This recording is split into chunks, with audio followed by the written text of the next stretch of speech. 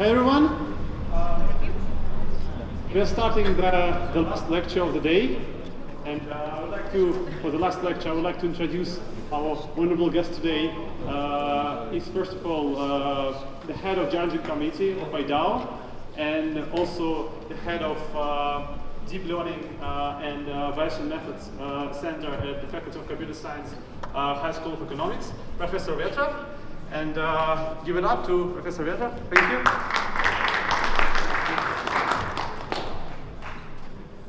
Hello, everyone. First of all, I would like to congratulate you with the termination of this International Data Analysis Olympiad. And it's a great honor for me to be the head of the judging committee. And I personally think that this is a very useful event, and probably it will become more and more widespread all over the world, since there's a crucial lack of professionals in data analysis, and the need for such professionals will only grow in nearest years. So it's quite important to hold such kind of events, which allow us to prepare more and more and better experts in this important area. And what I'm going to tell you today is about, well, first of all, since I'm the head of a Bayesian Methods Research Group, of course, I have no choice but to give you a short introduction in what is Bayesian methods and how they can be applied to deep neural network works. And in the second part, I would like to give several examples of how mysterious is deep neural network technology. That there are many surprises and many effects that we do not fully understand so far.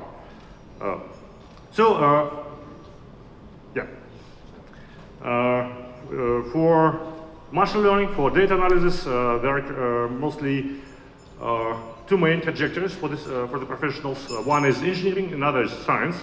So probably the need for engineers is much more than for scientists, but nevertheless, the scientists, the researchers are also needed. So since there are two distinct trajectories, there are different goals, there are different indicators of success. For example, for engineers, it's important to have a high rating on Kaggle and the experience of solving applied problems using existing technologies, while for the researchers, the indicators of success are the number of accepts on the top conferences such as NIPS or ISML. And generally speaking, the main distinction between engineers and researchers is that engineers are trying to use to apply existing technologies for machine learning for solving applied problems, while researchers are trying to create new technologies that later will be used by engineers. So both trajectories are very important, and I'm representing the second trajectory, the scientific one. Okay, so although during this Olympiad probably nobody of you used deep neural networks, right? So mostly concentrating on gradient boosting. Nevertheless, we know that currently we're in the process of a so-called deep revolution, which has made a breakthrough in machine learning, especially for in problems for learning on unstructured large data sets. And we know that with the aid of deep neural networks, it appeared that we can solve many problems that have never been considered as problems for machine learning. And here are just two examples. The image-to-caption generation and artistic style transfer. So these problems have never been considered as machine learning problems.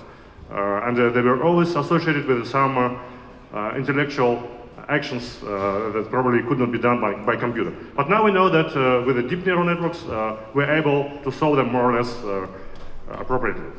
And it may seem that deep neural network is a universal, deep learning is a universal answer and a universal tool that is able to do everything. Nevertheless, there are several important open problems so far.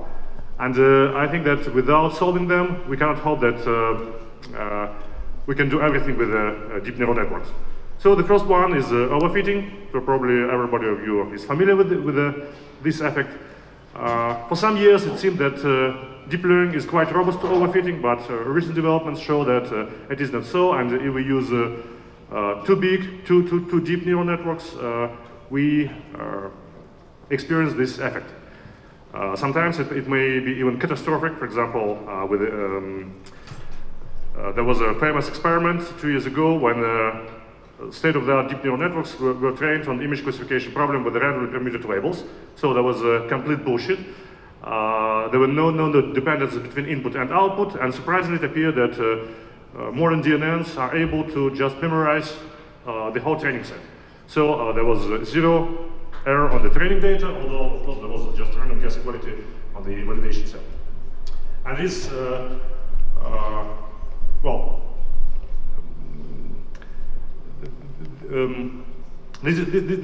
this is no good for practical purposes because we can. Deep neural network never indicated that something went wrong. So it simply trained and then simply memorized the training data. Although we would like to expect that DNN should indicate somehow that there are no dependencies between input and output. So this is one of the most crucial problems in modern deep learning. There are also other problems such as the lack of interpretability. So we know that DNNs in many practical cases show the very impressive results, but we have very little intuition of how deep neural network makes that or this decision. Then the problems with the uncertainty estimation, that is also quite important.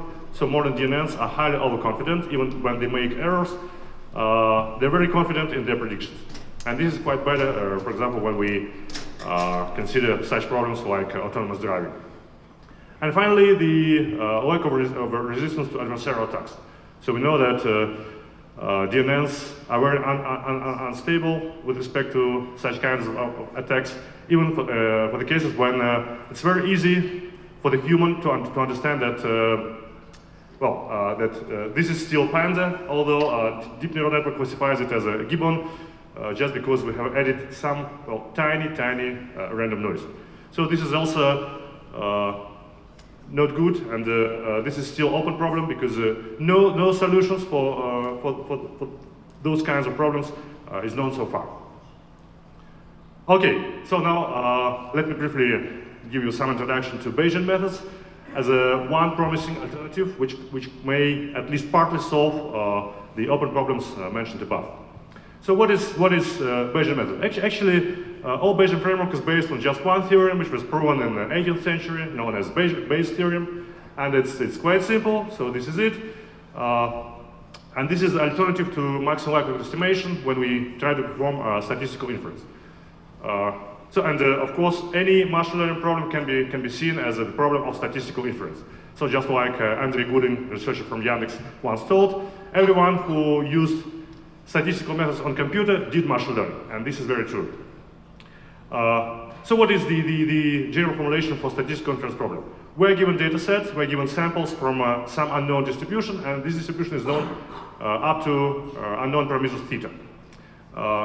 So if we have some preferences or some prior knowledge about what particular values of theta can be, we may encode it in terms of a so-called prior distribution, P of theta, and then we may derive posterior distribution using Bayes theory. And we may effectively convert prior knowledge to posterior knowledge. Posterior distribution, posterior knowledge combines our prior information with the information we could extract from the observed data. So let's consider how it works. So we start from prior distribution on theta, then we observe some data x1, and we derive posterior distribution using Bayes theorem, so P of theta given x1. And now imagine that new data came, say x2, and we would like to derive new posterior distribution of theta given x1 and x2. And what is quite nice is that actually if we already have a posterior distribution of P of theta given x1, we may use it as a new prior and apply Bayes theorem using just x2. So on this stage of inference, we do not need to have access to x1. That's quite important when we, for example, would like to process data on the fly without keeping the data in the memory. So we may effectively update our uncertainty about the unknown parameters theta using the posterior distributions from the previous steps as a new prior distribution. And this is only possible because in Bayes theorem, we start from a distribution and we end up with a distribution with the same essence. So we just update our knowledge. So this is pretty nice, and we may continue doing so. And since more and more data arrives, our posterior distribution becomes sharper and sharper. And we may estimate the location of a known parameter theta with higher and higher accuracy. What is also nice is that by performing Bayesian inference, our posterior distribution contains all available information about unknown parameters that was contained in our observed data. So this is a much more powerful tool than using just the point estimates, which we usually do when we perform maximum likelihood estimation. So this table briefly summarizes the main differences between the classical statistics, also known as frequentist statistics, and the Bayesian statistics. So probably the most conceptual difference is in the first line, that is the interpretation of randomness. What is randomness? From classical point of view, randomness or random event is the outcome of some process that is objectively unpredictable. So we cannot predict it by any means. And from Bayesian point of view, the random variable is just the outcome of some deterministic process where some factors are unknown for us, unknown for observer. And only due to this ignorance of some factors, the outcome, we can't predict the outcome with infinitely high accuracy. And just to give you an example, consider the most classical random variable, such as, say, tossing a coin. So this is a random variable? Well, right. But if we think a bit, we'll realize that actually the tossing a coin obeys the laws of classical mechanics, and if we knew all initial conditions, the strength with which we toss a coin, the error resistance, the tension coefficient, and so on, we could predict the outcome with 100% accuracy. So this means that actually tossing a coin is a random variable in the Bayesian sense, not in frequentist sense. And if we think a bit, we'll surprisingly realize that every random variables with which we deal in real life are random in Bayesian sense, not in classical sense. Probably, well, to the best of my knowledge, the only random variables that are random in the classical sense are random effects we observe in quantum mechanics due to the indefiniteness relation. And again, this is true at our current level of knowledge in quantum mechanics. I don't exclude that in future we can get better understanding of quantum mechanics, and it may appear that this is also Bayesian random variables. But anyway, so from Bayesian point of view, a random variable is just the outcome of some deterministic process, but some factors of this process are unknown for us. And different observers may have a different ignorance, may have a different unknown factors. So this is why the random variable might have different densities for different observers. So, and what are the immediate mathematical consequences of this difference of interpretations of what is randomness? So first of all, the variables which are strictly divided between deterministic and random in classical statistics, now we can treat everything as random variables. So any variable that is unknown for us, we can interpret it as a random variable. We can use the mathematical tools, the probability density function, for example, from theory of probabilities, to deal with it and to update our ignorance. And if the variable is known for us, we may say that this is also a random variable, but its probability density function is just delta function. So this is degenerate random variable. The inference. So if we would like to estimate the unknown parameters from classical statistics, we should use maximum likelihood estimation, which is proven to be optimal estimator under some conditions. While if we exploit Bayesian framework, we should use Bayesian inference, and we should apply Bayes theory. So as a consequence, the estimates are usually point estimates in classical statistics, while in Bayesian framework, we should use posterior distributions, since those distributions contain all information we could extract from observed data. And my favorite line is the last one, the applicability. So actually, the classical statistical methods are only justified when the number of data is much larger than the number of parameters to be estimated. So n is much larger than d. N is the number of objects, the number of data points we observe. D is the dimensionality of theta, dimensionality of parameters we would like to estimate.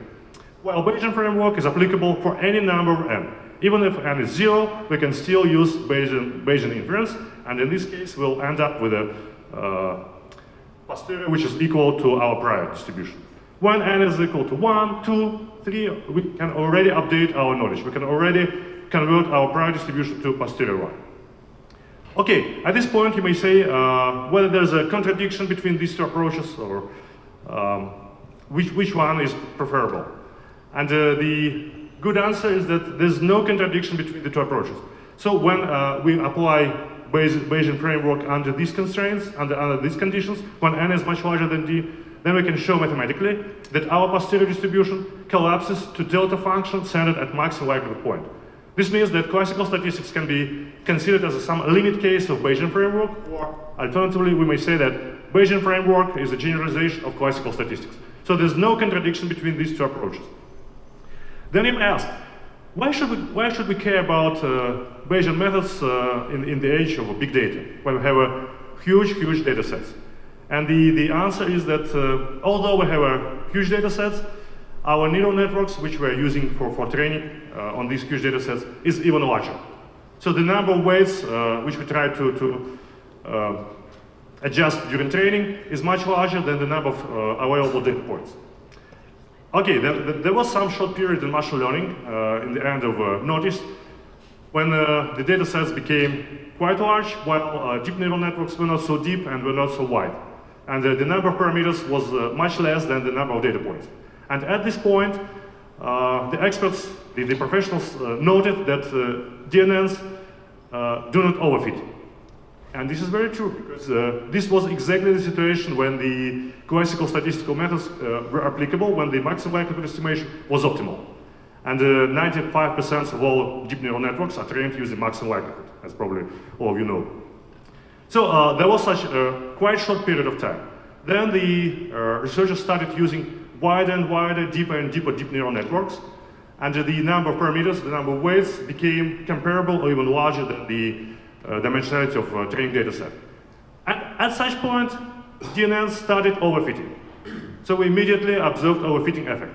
And the reason why we observed this effect is pretty clear, because we're using maximum likelihood estimation in this situation when it's not justified. So it can be only considered as a reasonable heuristic.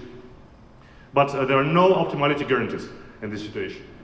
So this is probably one of the most important motivations of using Bayesian framework for deep neural networks. Because currently in deep learning, we are not in the situation when maximum likelihood estimation is optimal. And we're still training DNNs using maximum likelihood. So maybe we should think about switching to Bayesian neural networks. And so what is Bayesian neural networks? Our weights have some prior distribution. We observe training data, and we would like to perform Bayesian inference. We would like to convert our prior knowledge or prior ignorance to posterior distribution. And the result of our training is not a single neural network, but the distribution in the space of neural networks, where each weight has posterior distribution. And in the general case, all these one-dimensional distributions are correlated. So there's just joint distribution in the space of the weights. So then the question is, if we ended up with a distribution in the space of neural networks, which neural network we should use? And the Bayesian framework provides us a clear answer. When you have a distribution, you should average the predictions of neural networks with respect to this distribution. Fortunately, this is not so difficult, so you simply sample several neural networks from this distribution and you average the predictions.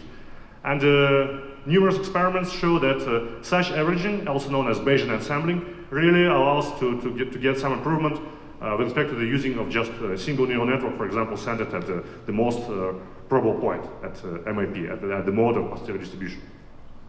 So okay, and now I would like to give you a couple of examples that show that Bayesian framework can really help in deep learning and can really provide us with some new properties of existing models. So I think everybody of you is familiar with the dropout, which was suggested several years ago as some regularization technique. So when researchers realized that DNNs are prone to overfitting, several heuristics have been suggested to prevent or to compensate at least partly the overfitting effect. And one of the most successful ones was dropout. So in dropout, you randomly nullify some of the neurons or some of the weights at the training stage. So each iteration, you select some neurons or some weights, and you just zero them out. Or alternatively, you may think of dropout as injecting some random noise And it can be Bernoulli noise or it can be Gaussian noise. This procedure is known as Gaussian dropout. So due to central limit theorem, they're all equivalent. And so this can be shown theoretically, and this is what we observe experimentally. The problem is that for several years, nobody knew why dropout actually works. Yes, this is a reasonable heuristic. Yes, we understand that if we inject some noise, we prevent too much fitting the training data. But what is the magnitude? What should be the magnitude of this noise? Should we inject noise with a large variance or with small variance? Well, this is some kind of hyperparameter that can be set using cross-validation. But about 3 years ago, it was shown that actually dropout can be considered as an approximate Bayesian inference scheme for Bayesian deep neural network.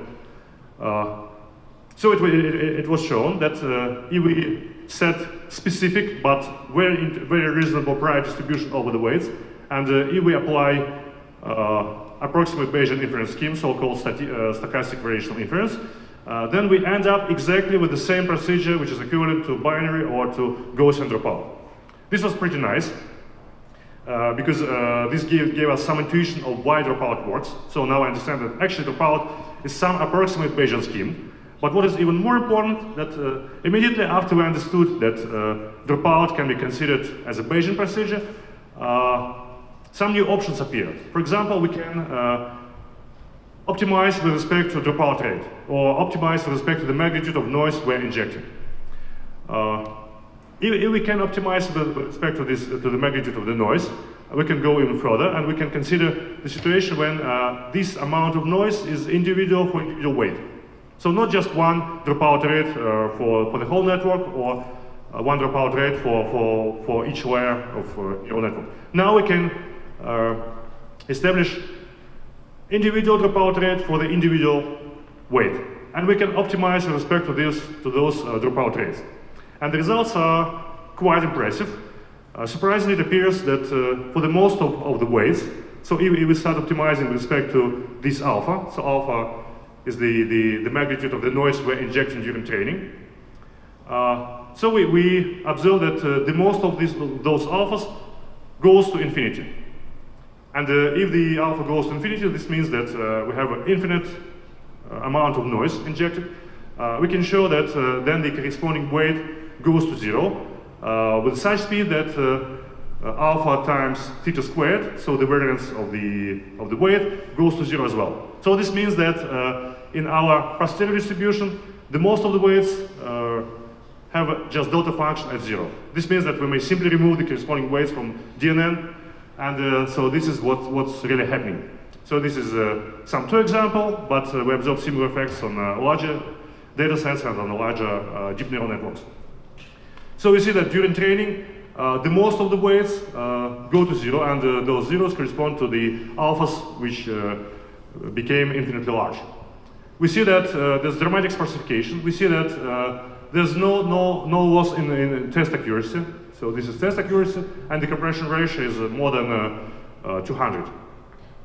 So that's pretty nice. And again, this well, although it seems surprising from the first sight, if we think a bit, we'll realize that actually there's nothing surprising here, because it is widely known in the community that current deep neural networks are highly overparameterized. The problem is that if we reduce the number of parameters, we just cannot train DNN to the same level of accuracy. So we have no choice but to use overparameterized deep neural networks. But after we train them, we can sparsify them. And this procedure, known as sparse variational dropout, this is Bayesian procedure, it really allows us to get very impressive sparsification. So now let us go even further. Let's consider a bit more simple model when we have just one alpha per layer. So not alpha per individual weight, but single alpha per layer. So what will happen if we start optimizing deep neural network with respect not only to the weights, but also to these alphas individual per layer? So quite surprisingly, it appears that for some layers, alpha, which is single for the whole layer, again starts going to infinity. And here we monitor three accuracies. So the blue one is deterministic accuracy. This is the accuracy the test accuracy we obtain if we use just the most probable point, the mode or the mean of our variation approximation. So this is what is usually done in dropout. The green line is a stochastic accuracy. This means that we simply generate a random neural network from our variation approximation for the posterior distribution. And we use this random neural network, and again, we monitor the test accuracy. And finally, the last line, the red line, shows the accuracy we obtain if we use ensemble of deep neural networks. So if we perform Bayesian averaging, just like we should do according to the theory. So up to now, so far so good. So all three lines go to a reasonable level of accuracy comparable with the state-of-the-art performance. What's interesting is that even with the quite large variances of the noise, we can train not only the mean, but we can train the random samples from our variation approximation. But after alpha becomes too large, quite surprising effect happens. We see that there's a sharp drop of accuracy for the deterministic neural network. So actually, and this level of accuracy is simply random guess. So this means that we can no longer use the most probable neural network. At the same time, we can still train the random samples, and we can still obtain some improvement using the ensembling. So this situation corresponds to extremely high dropout rates. So if you think in terms of binary dropout, just imagine the situation when for somewhere you set the binary dropout rate to 0.999. In such situation, you may still train neural network, but you can't use the mean of the weights because it becomes senseless. So that's quite strange. What is even more strange is that at the end of training, actually we see that the means of all weights in the layer where alpha went to infinity become zeros. So from information theoretical point of view, we have zero signal to noise ratio. But surprisingly, we can still train. So one debugging experiment. Let us just fix the means of the weights for one layer exactly to zero. And let us train just the variances of the weights. So we're trying to derive some of the variation approximation for the posterior distribution, where all weights have zero means, all weights have a Gaussian distribution, and we only train the variances of those weights. And unbelievably, but we can still obtain the state-of-the-art performance in the ensembling mode, although the signal-to-noise ratio is zero. So what are two main conclusions we can derive from here? First of all, we have very little intuition of what's going on. And it appears that deep neural networks are able to keep the information about the dependencies of our data, not only in the weight means, but even in the variances of the weights. Even if the means were set exactly to zero, we can still train. Another conclusion we can make is that we can train deep neural networks with a very high dropout rates, but you should just not use the weight means, like is recommended in the heuristic dropout procedures. If you use the means of the weights, you should use low dropout rates. But potentially you may train your deep neural networks with high dropout rates, but then you should use either samples or perform the averaging with respect to our posterior approximation. Okay, one more strange effect we observe in deep learning. It's widely believed that deep neural networks have an exponentially large number of local minimums for the loss function. And these minimums are isolated. Some of them are sharp, some of them are narrow, are wide. And it's believed that wide minimums are good because they have a larger generalization ability, while sharp minimums are some indications of overfitting. But nobody doubts that those minimums are well separated from each other. Surprisingly, it appears that this is not so. Consider the following experiment. Let us train two deep neural networks, the same neural network, but from two different initializations. We'll end up with two different weights, θ1 and θ2, which correspond to two different local extremums. And now let us try to find the path which connects these 2 points. So we encode the path as follows. So we'll parameterize it with an additional point θ0. And the path is simply a 2-segment line. So from θ1 to θ0 and from θ0 to θ2. And let us optimize this criterion with respect to theta 0. So this criterion means exactly the requirement that we should have a low loss or high log likelihood of the training data along the path which connects theta 1 and theta 2. And surprisingly, it appears that such path exists. So you can see here those two pictures, top right. We show the training loss. And you see that these 2 points are theta 1 and theta 2, and we can connect them with respect to two-segment line or with respect to Bezier curve. And in both cases, along the path, we still have a very high training log likelihood or very low loss. And in the bottom, you can see the test accuracies. So this effect was reproduced several times. It was discovered independently by 2 groups. One is ours, another is some German group. And we observed the same effect on different architectures, on different data sets, on different deep neural networks. So this allows us to hypothesize that probably this means that what we usually thought of as local externals in fact form some low-dimensional manifold. So they're not as isolated, they're all interconnected. And this is again quite strange, since nobody expected that we can obtain such effect. And again, this shows that we understand very little of what's going on in deep neural networks. Finally, I would like to conclude with the last example, which I also find quite surprising and acquiring more intuition for understanding. Probably most of you have heard about word-to-vec project, where deep neural networks were used for building vector representations for the world, for the worlds. And it was discovered that those vector representations contain some semantic information. So, for example, we know that if we perform algebraic operations on the vectors, they correspond to semantic operations over the words, over the meanings of the words. For example, if we take the word Putin, subtract the word Russia, add the vector representation of word USA, we'll obtain some vector which is pretty close to the vector representation for Trump. And there are thousands of similar examples. So it was shown that those vector representations contain the information about gender, about like cars, geography, and many more semantic concepts. Okay, but these are quite indirect evidence that there is something meaningful in those vector representations. Let us go further. Okay, I will skip several slides. Yeah, that one.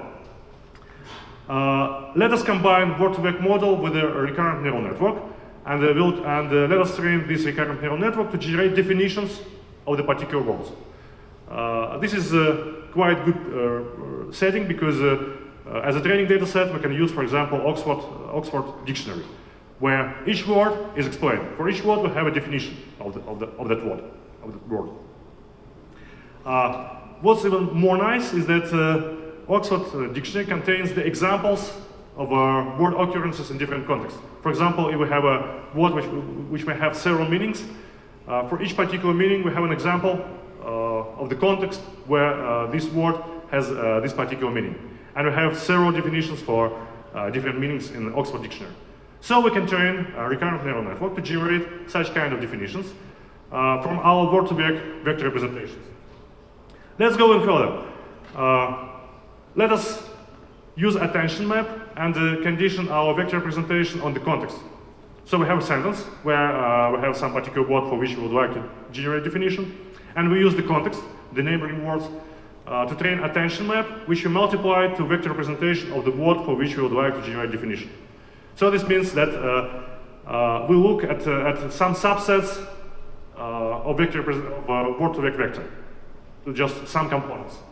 And to which component we should look, this is defined by attention map by another neural network. So, and let's see what we obtain. We have used 1/2 of Oxford Dictionary for training, and for validation we used other words for which recurrent neural network did not see their definition. And so let's see what we have. The word star, 2 different contexts. And for those 2 different contexts, so we use the neighboring word for building attention map. So attention map is just some vector whose components are vary from 0 to 1. We multiply those vector to the word-to-vector vector representation, and then we try to generate the definition from this vector representation. And so you see that recurrent neural network generates surprisingly good, surprisingly reasonable definitions. Well, at least when I first saw it, I didn't believe. But well, it really so. We've seen it in many debugging experiments. So you see that, first of all, the definitions are very reasonable. Secondly, we can see that even single word-to-vector vector representation contains information about multiple meanings for the words. So a single vector representation for the word star contains information that star can be object in the sky, or star can be person with known publicity. And they're pretty similar situation we observe here. So those words were taken just by random. So this is not cherry picking. What we can conclude from here? Probably this means that this is a step towards the solving uninterpretability problem of modern deep neural networks. So we used another deep neural network which interprets the results of word-to-vector neural network. So we use DNN for explaining, for interpreting other DNNs. So that's quite interesting, and what is especially impressive that it appears that deep neural networks are able not only to make reasonable predictions, but they can also provide some explanations on a human language. I hope that, and I actually strongly believe, that similar technologies will be used for building interpretable neural networks, which will motivate their decisions in the nearest future. So, yeah, probably this is with what I would like to conclude. If you well, got impressed with this Bayesian stuff, welcome to Bayesian Conspiracy. And I think that we're entering the age of artificial intelligence, and even the small kids understand that something pretty interesting and pretty strange is happening right now. So that's all, and I would like to just congratulate you with the participation in this data analysis Olympiad. And currently, if there are no questions, we'll switch to awards, or if there are some questions, I will be happy to answer. Yep. Nice to meet you. From an engineering point of view, is it possible to apply those methods, I mean, Bayesian ones you mentioned, in some engineering tasks? Well, for example,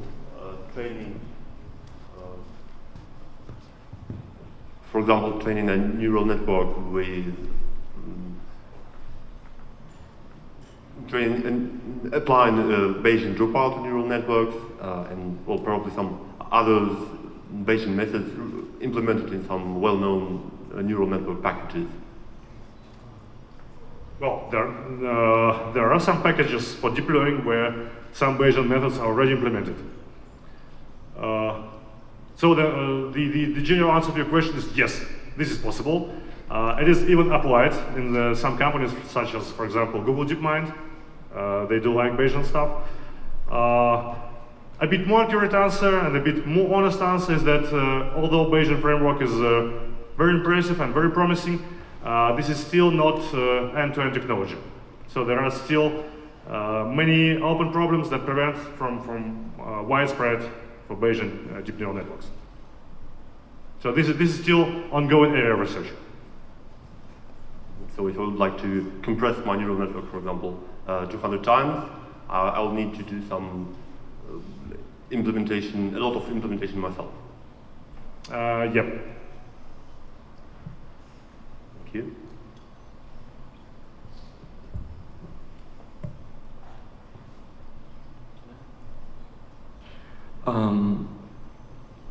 So these Bayesian networks, or this Bayesian framework, is also applied in this creating cognitive models because it solves the problem that deep learning models are so data hungry.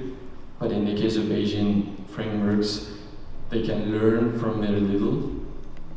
They don't need much larger amounts of data, and that's a bit closer to human mind, how we learn by little, from little, unlike deep learning. So do you believe that a hybrid version of this deep learning model or this Bayesian networks can give us a boost on the path to AGI or artificial general intelligence? Well, I would like to say that probably Bayesian deep neural network is already a hybrid of Bayesian framework and deep neural networks. So we already have this hybrid, and currently we're in the process of developing more and more and better tools for dealing with that, for training them. So you basically think that it is one of the most promising ways to the AGI? Yeah. Yes. Yeah. But this is my private opinion, of course. Hey, thanks a lot again to Professor Vetrov for such a nice lecture. And now